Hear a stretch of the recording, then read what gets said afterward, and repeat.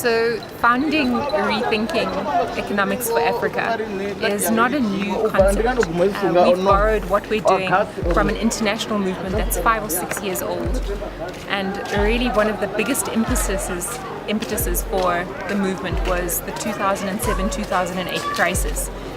It was a great example of economic training that had people who should have been smart and who should have foreseen the crisis come to a point where they weren't able to foresee it. And so we were really snuck up on by the financial crisis. And since then, we have the same kind of economics education that we've had prior to that in the classroom.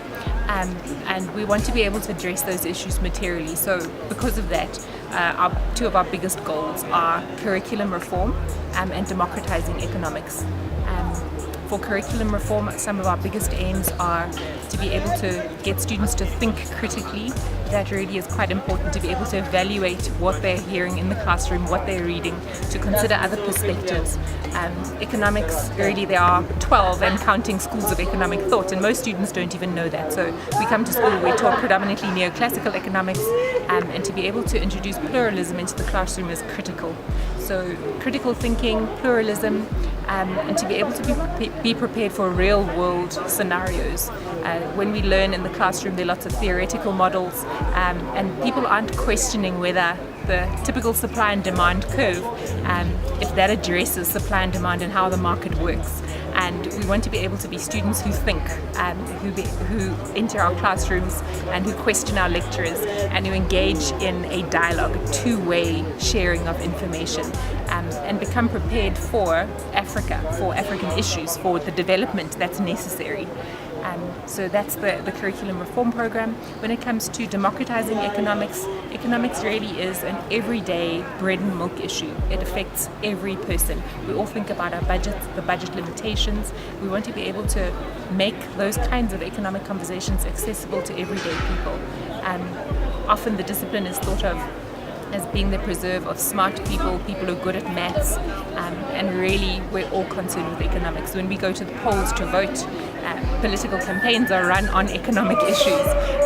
How we're going to take care of the needy and welfare, how we're going to deal with inequality, how we're going to deal with unemployment.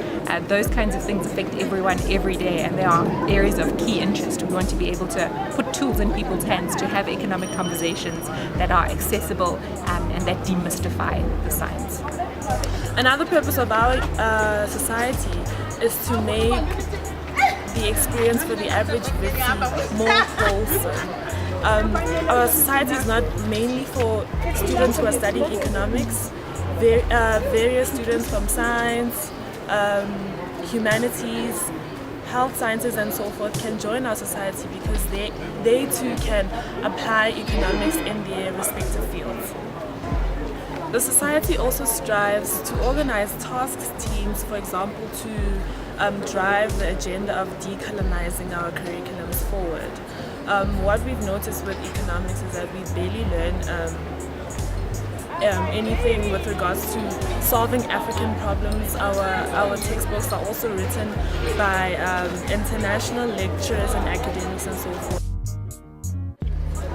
Our society would like to change this and make economics more relatable in terms of giving our members case studies where they can practically apply their economics to African problems and try to solve African problems. Ultimately, add to the cause of free education, making education free for all and decolonizing it, not just making it free but also decolonizing it. Education isn't a commodity. That is something that we strongly believe in, and we'll be hosting our first event on free education with various speakers, so you guys should stay tuned for that.